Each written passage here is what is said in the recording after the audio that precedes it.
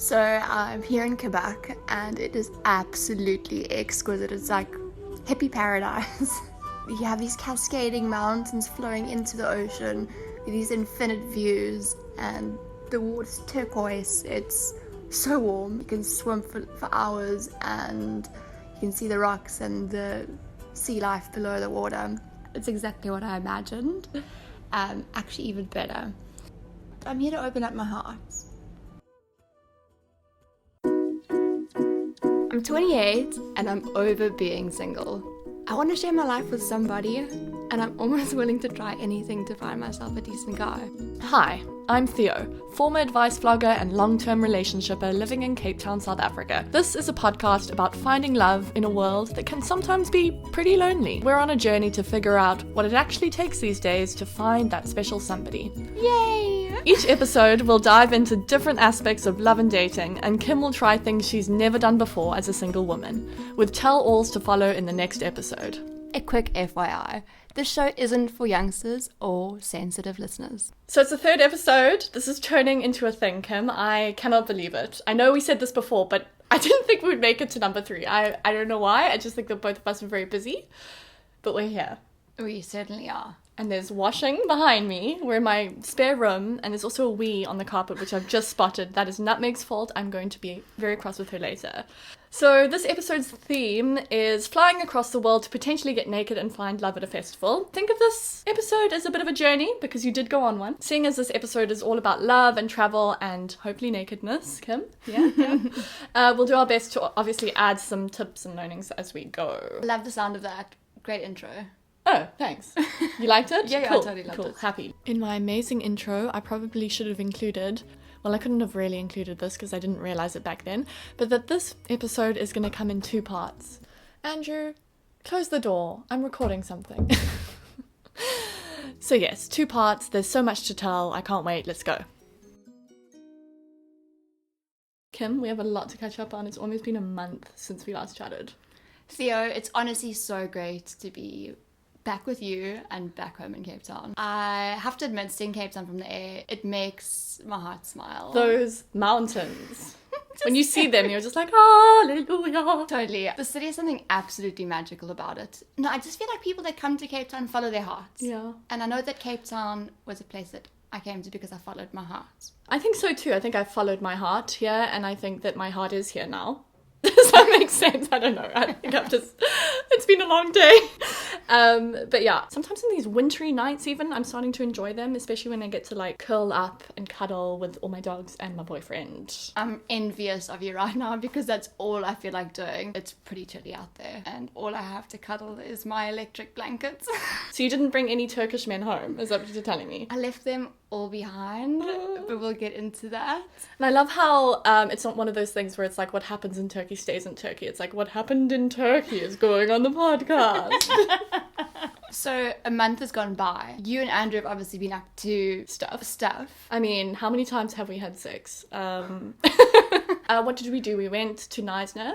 That's what our main event was this last month. And we went back to our hometown? Yes, went back to our hometown. It's exactly the same. It's lovely. I ran a marathon, or half marathon, I should be more specific. The 2 of us ran together, although we almost didn't because he like really didn't want to have to run with his very slow girlfriend. But I coerced him into doing it. In the morning he was like, fine, I'm running with you. And I woke up with a bladder infection as well. So anyway, it was a good run, although I would not recommend running with a bladder infection. The bladder infection was because you had sex so much before the race. Yes, obviously. I didn't pee after sex at one point, and there we are. That was my punishment. Guys, pee after sex. And before, I think, as well. Do it just... You just do it all the time. Just pee. Don't hold it in. Okay, now Kim, I'm sitting on my edge of my seat, or actually, should I say, the edge of the bed, in anticipation. Let's start at the beginning. My friend Melanie sent me a WhatsApp with a link, and it was a News24 article, and it said, ex-Bachelor contestant gets held ransom in an Uber. What the hell was that about? And are you alive? I'm alive. I'm alive. It was almost like a scene from Taken, but it had a happy ending because I left Turkey and I came home in one piece. I got held ransom and that was the end of that. But you know what? That's the only negative Well, you thing can't that just say happened. that's the end of that. I mean, you've got to explain. So You don't have to go into it if it's like so traumatic that No. you want to rather not talk about it. No, I'll go into it. So I ordered an Uber and my destination was a 5-star hotel. He saw the opportunity, single girl, traveling in from the airport, can't speak Turkish, and it was a prime opportunity for him to try extort money from me. And I didn't know what was going on because a lot of the time we were talking with Google Dialogue, which is a great app. Honestly, the best travel app ever. And a lot of those words that Google spits out are words that might not make sense in English. So he's like, I'm going to go fetch my brother. And I was like, that sounds weird. Maybe Google's just making a mistake. And also, your Uber driver is never meant to go fetch somebody. They're meant to just drop you off somewhere and that's it. Like, get me to my Oh destination, my gosh, my she friend. must have been so scared. He picks up this other guy in the car, swaps over, which I thought was a shift change, and the profile still stays the same. And I realized I'm, 20 minutes into my ride, completely off journey. I should be traveling along the coastline, which I'm not. I'm traveling inland. And this guy's like, I'm not taking you to a destination until you draw me money. Oh. I actually started to panic because I was like, no, wait, there's something wrong here. He's not letting me exit the car. He locked the doors. Oh. He was threatening me, got super aggressive, and then it just sounds so dark. Well, yeah, I mean, it is. It's not a cool thing, and it's crazy that it happened also overseas. You must have felt so vulnerable, but it all went okay in the end. Like, you weren't hurt, you weren't... Yeah. They didn't take any money from you, or did they? No, I luckily had a Google, the in-app function, which I didn't know about before. Uber, on your ride, has an emergency button, which I pressed. And I was screaming out English, English, English, and eventually got an English translator that negotiated with the driver in front of me, tried to let me out the car, and I think he got a bit nervous at some point, like let's say 20 minutes into the call with them. At that point, I realized the doors were open, and You ran. I ran to the I'm nearest so proud of you. hotel. Oh my god, that's so hectic. To balance this very distressing story, I know that there was a happy thing that happened in a Uber before this, and I really want to know about it. So I'm going to take you back to the beginning. Yes, go ahead. This is the exciting part. This is when I'm arriving in Istanbul, and John, my friend, is only traveling in from London the following day. So I decided to take myself out for mante, which is like the best dish ever. Yeah. Went out for mante, heard the beautiful mosque calls, and then after this night had ended, I was like, let me call it a night. It's been a long day. I'm going to request my Uber. And Istanbul's got hectic traffic. It's incredibly congested from morning to night, non-stop. So I had 3 guys cancel the Uber on me because I just don't think they could get to me.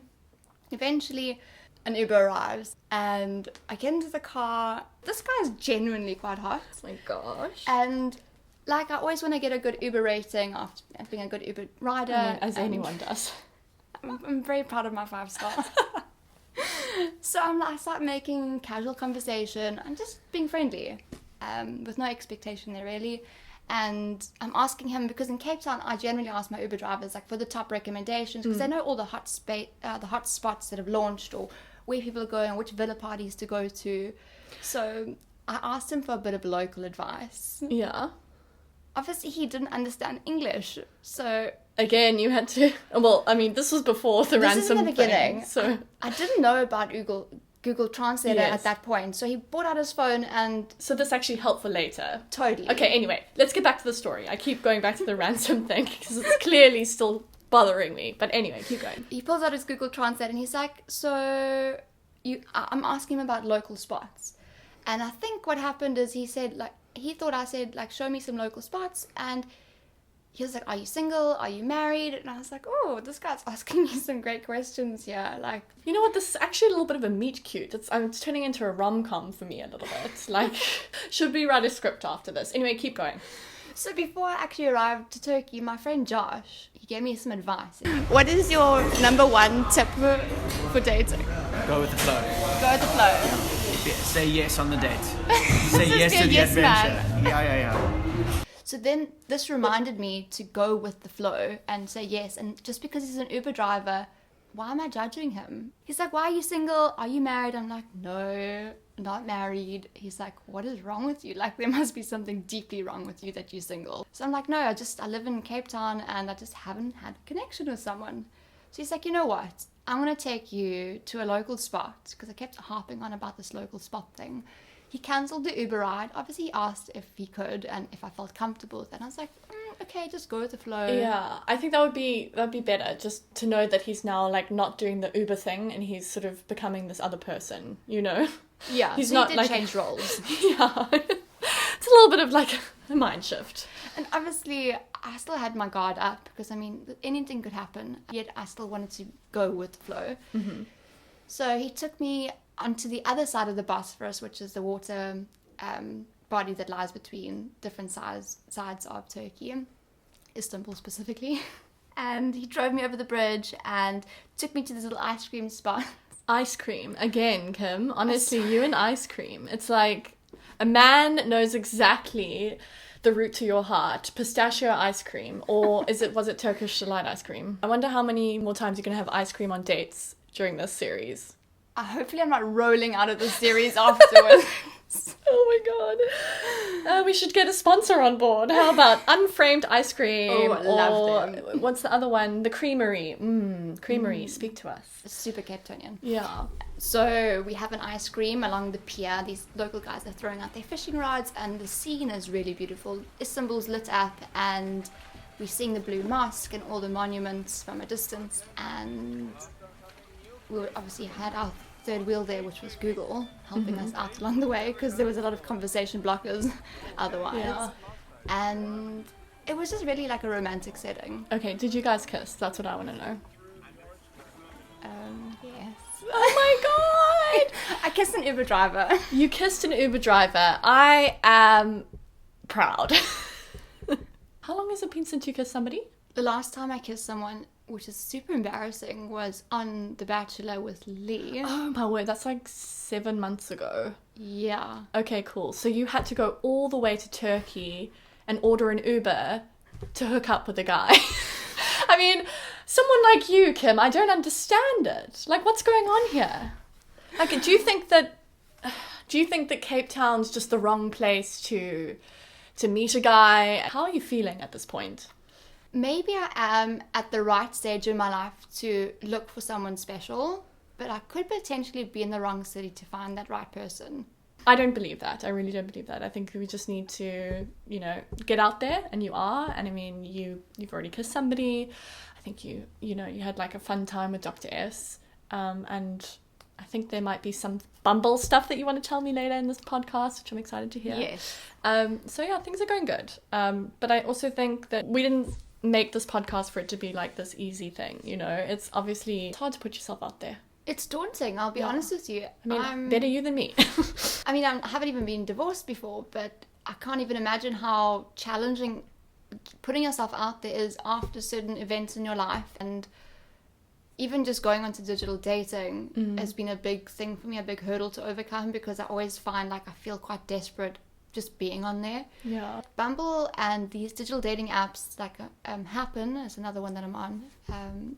It's a great way to meet new people, form platonic connections, and just have a good laugh. Yeah. Even if it is just a stranger, I think I put so much pressure on the process. Yeah, well, I'm glad you're getting into that again. And I think we should stalk some of your profiles. But now, I feel like we need to talk about this nudist retreat. I know it probably wasn't actually nudist, but I'm going to grab my glass of vino because I'm here for all of the gossip. On theme with actually this podcast, the retreat that I went to was called Heart Tribe, and it's all about filling up your heart, making your heart smile, and I feel like I got that. And let me just break it back down to the nudity part. So badly wanted to get naked. I wanted to get naked, but then I had my friend John there, and it would just be so awkward. Oh, yes. I was wondering about that situation. Anyway, but keep going. I'm just going to sip my wine. So there was a lot of nudity. I was not brave enough to bear it all. Nevertheless, myself and John had the best time. I've never traveled with someone that I've really enjoyed traveling with, other than obviously my girlfriends. Previous boyfriends have been disastrous. I've actually found that it's really easy for me and Andrew to travel now, but in the beginning it was like, oh, what do we do? And anyway, keep going. Thing is, it was super hot in Turkey, but I still managed to get a lot of cuddles from John. The aircon was on like 16 degrees, so I was freezing. So I kept pushing my bum like closer towards him, to usher him into, hello, this is a cuddle cue. And I often woke up to him like on the other side of the bed with no blankets, struggling to keep warm. When I was like, John, I need to vocalize this. I'm actually trying to cuddle you and not like push you off the bed. Cuddles from John. How did that work with him then wanting to maybe hook up with other people, for example? I mean, I was open to him maybe like exploring the options that he Bringing had. ladies into your bed and you'd have to just like shift away or what? I was like, John, if that moment comes, just tell me to go like lie on the beach, or Okay. like just hit me up with a cue so I know like I'm giving you an hour in the room alone. And let me guess, this never happened because John is secretly in love with you. So Awkward silence. He had opportunity, I'm sure. I just think we enjoyed each other's company a lot. In fact, since the trip ended, I feel like I've lost a limb. Oh no. Aw, but Yeah. Go on this journey together, don't you? And it's like the shared experience that no one else is having, and it's like out of this world, and I know. I know. I'm sorry, Shame, you must be missing him a lot. I hope you're voice noting each other. No, we are. Yeah. Sometimes when you love someone so much, like I do love John, but sometimes when you love a friend so much, and I've crossed this boundary before, and it's something that I don't know whether I should cross or not, but you cross this boundary because you love this person, you think intimacy is like the next evolution to this relationship, and then you realize it was the biggest mistake ever. So I'm so scared to cross that boundary because I've thought about it. Obviously, John and me laugh together, and that's so important, but I'm so scared that I tarnish the friendship we have. But people always say that, don't they? They go, I'm so scared. Like, surely some people hook up and try it and it doesn't work and then they can still go back to being friends. Like, why can you not after that? Is it just because you've seen each other naked now and that's all you see when you see the person? Like, surely there must be some stories out there of people trying it out and then going back to being friends. Yeah, I think it happened with me in university, I think. Although he was always really, really sad around me afterwards. So maybe not.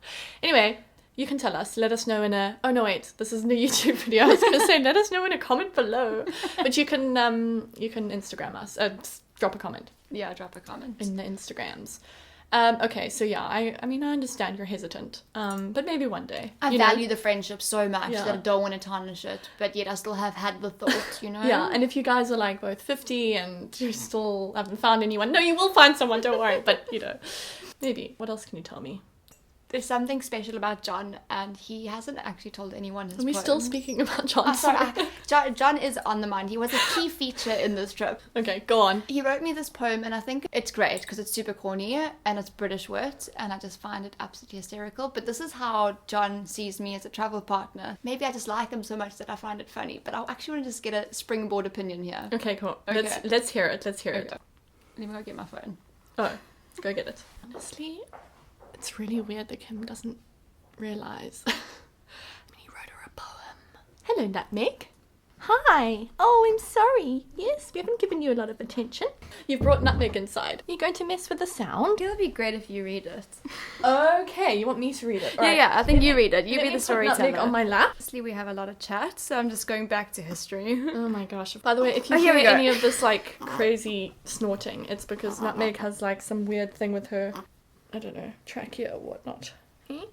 Okay, Theo, so you be the storyteller of this poem, because I want to see your natural reaction. Okay, so I'm reading it out. If I were to travel far and wide and sought company along the way, to me there's but one companion choice, the most illustrious Kim Gray. Her company a most pleasant joy, just beware should you take flight. You'll be paying excess baggage fees, as this girl don't travel light. She'll have you up before the birdies with a wake-up call most shrill. You'll be missioning for Instagrams, dragging heavy rugs atop a hill. Armed with research and itineraries, she'll take you places most don't find. Just stay mindful of your valuables. She'll likely leave them all behind.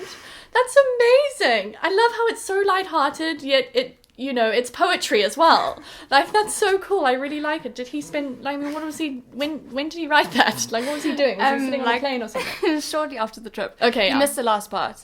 Oh, sorry. Let me complete it. Yes. If you're looking for less ordinary, then follow Kimmy's path less known. She'll have you breaking onto rooftops or being photo-raped by a drone. Oh my gosh. But don't let these things scare you. Without her, travels would be dim. If you're hunting for adventure folks, board a flight with Chaos Kim.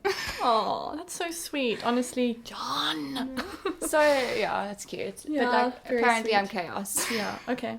And if you're keen on paying excess baggage fees, We're likely to be good travel companions. So speaking about messages, let's go back to digital and digital dating per se. Yeah. Because I want to get your opinion on the profiles are set up, because they say the best person you should have write your profile is your friend.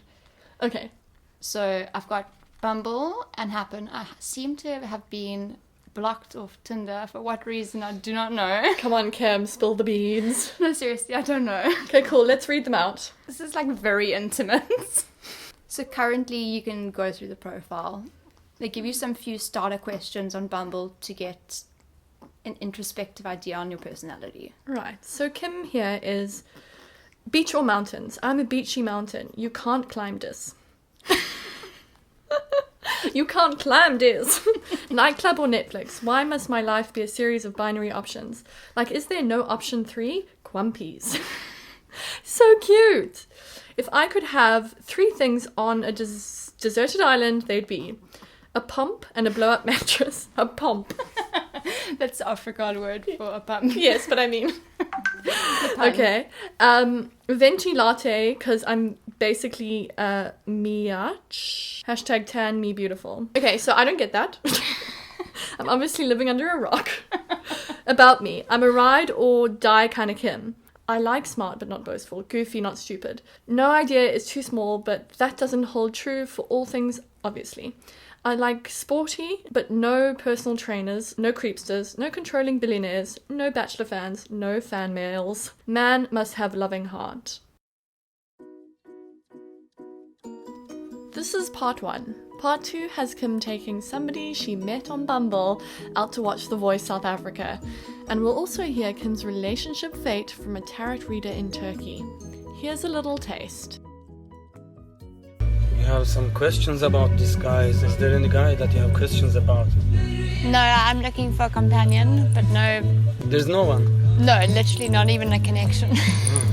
He arrived at the hotel that I'm staying at, looking absolutely drop dead. I was very excited to see you after such a long time. It reminded me of a time in my life that was like a lot more carefree.